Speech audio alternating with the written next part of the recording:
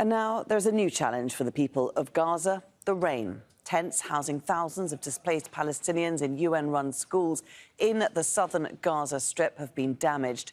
People say they're also worried they could now die from exposure. Let's speak now to our correspondent in Khan Younis, Tarek Abu Azoum. Tarek, first of all, let's look at the weather there. It has been raining. Heavy rain has flooded the camps. What are the conditions? Yes, people inside Gaza Strip were always waiting winter and even rain in order to enjoy and spread happiness in the hearts. But now they are afraid of having rain due to the fact that they are being completely displaced from the houses. They are taking shelters in a school, but these schools are not highly equipped by the United Nations, and it cannot protect them from being exposed from the rain, as they are forced to get up early, no matter what, if there was rain or not, in order to have access to bread, have access to water, and they are forced to do that under dire humanitarian circumstances. So rain is considered to be now a new concern for the majority of displaced people inside the territory, as more people are fleeing from the north and central areas of Gaza Strip to the southern areas.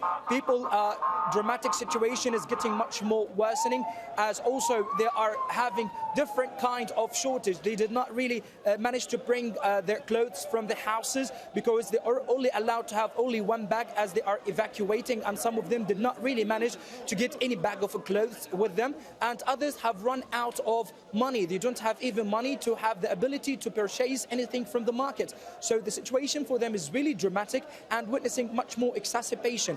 People are still fleeing from the north and central areas of the territory. And in order to know more about that, we are hosting right now a young Palestinian girl. She is Ragad Mahmoud.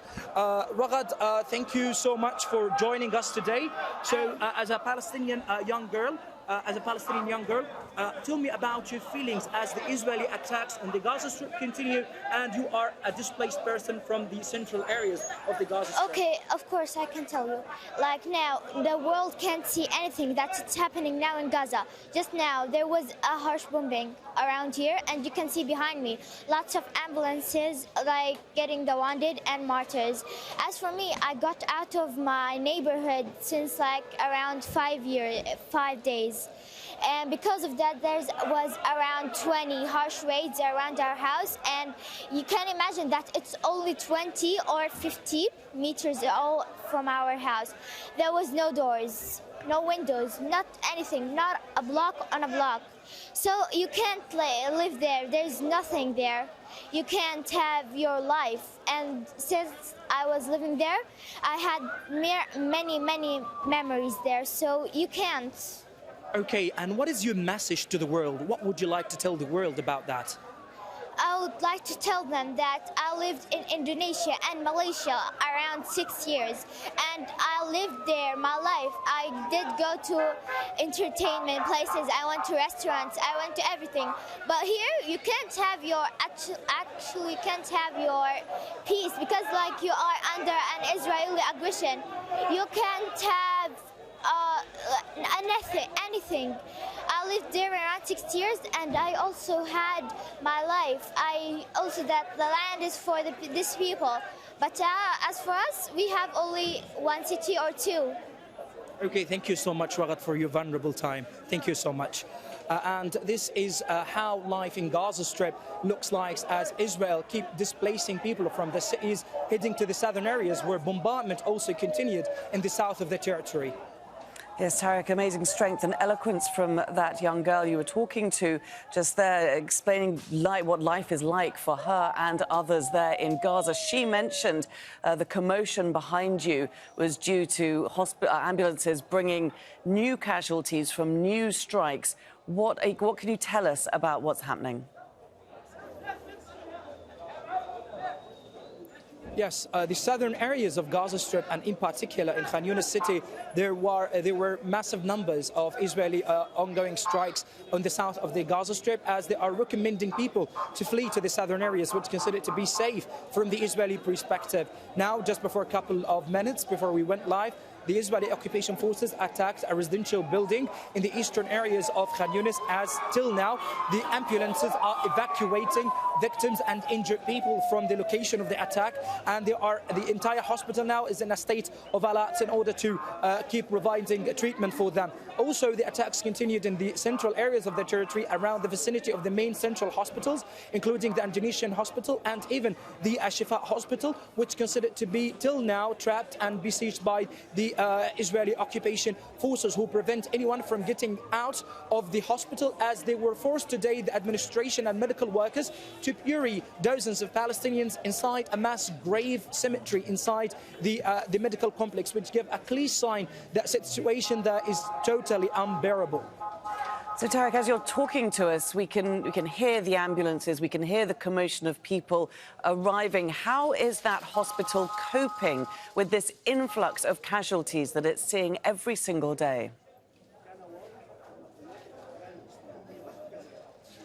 Yes, hospitals inside Gaza, and in particular in the south of the territory, as we are right now standing inside, they are trying to cope with the current situation, and even with the surging number of people who are being wounded and injured from the Israeli airstrikes from time to another, by using the minimum and primitive medical care facilities and even approaches. They are due to the lack of medical supplies, and also with the surging number of those wounded people, medical teams are tirelessly providing a treatment, and the capacity of the hospital is become much more full, and the majority of those medical workers are trying to conduct different surgeries.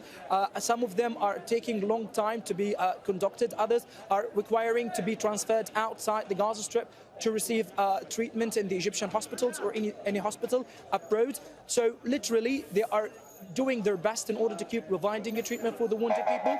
Every day, dozens of injured people are turning up to the Al-Nasser hospital, and they are receiving a treatment inside the corridors of those hospitals. As you can clearly know, the airstrikes continue, as even the number of Palestinians getting killed and injured by those airstrikes had risen to more than 11,500 Palestinians killed, and with more than 27,000 Palestinians also have been critically injured. Tarek Abu Azoum, our correspondent in southern Gaza, reporting there from Khan Younis, even as ambulances behind him bring more casualties in from new Israeli strikes on that area. Tarek, thanks very much for the moment. Well, here's now a look at the main areas of fighting in northern Gaza. The shaded areas are where Israeli soldiers and tanks have made some advances, encircling Gaza City and effectively cutting the strip in half. Israeli troops and tanks have completely surrounded the port of Gaza. It's believed that the armed wing of Hamas, the Qassam Brigades, is fighting on what's being described as 4 decisive fronts. They are Tal al-Hawa, al-Shati, Beit Lahia and Beit Hanun. We're going to go back now to our correspondent in Khan Younis, Tarek Abu Azoum, because, Tarek, we understand that there were a number of rockets that were just fired out of the Gaza Strip from very close to where you are. Right, a barrage of rockets have been fired towards the Israeli settlements in retaliation to the Israeli ongoing bombardment of the territory. Those rockets did not stop since the early beginning of this round of fighting. The Palestinian fighters started this round of fighting extensively by launching different barrages of rockets towards the surrounding Gaza settlement and even towards the main central cities of the Israeli occupation state. Clearly, these rockets come as a retaliation by the Palestinian fighters due to the Israeli relentless bombardment and the killing of civilians inside the territory. Those rockets had witnessed a kind of shrink after the Israeli ground invasion to the territory, but meanwhile they are still firing and launching different barrages towards the Israeli cities, and even some of them had reached the far north of the occupation state. So, yes, I was going to ask you, if they're being fired from southern Gaza, where are their targets within Israel?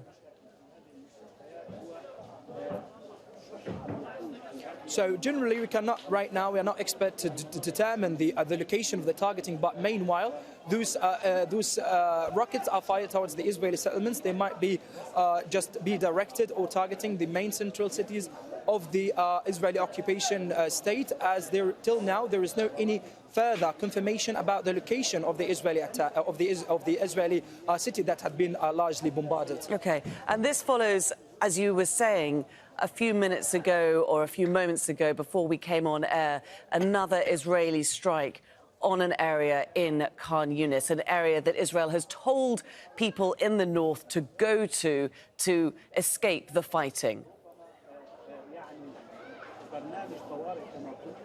Yes, this barrage of rockets had been fired towards the Israeli settlements after the attack on a residential house in Al-Amal neighborhood, where totally, as you could clearly see at the background, that the different injuries have been brought to the hospital in order to be medically cared. And also, these attacks continued in the south of the territory, which considered to be a safe place for Palestinians to flee to. But as Israel keeps also bounding the south of the Gaza Strip, it's clearly yet there is no any safe place in the Gaza Strip, even in the south, where people are recommended to flee. OK, Tarek Abu Azoum, thank you very much for bringing us the very latest there from Khan Younis, where we've just heard of a number of rockets being fired out of the southern Gaza Strip towards Israel. Tarek, thank you.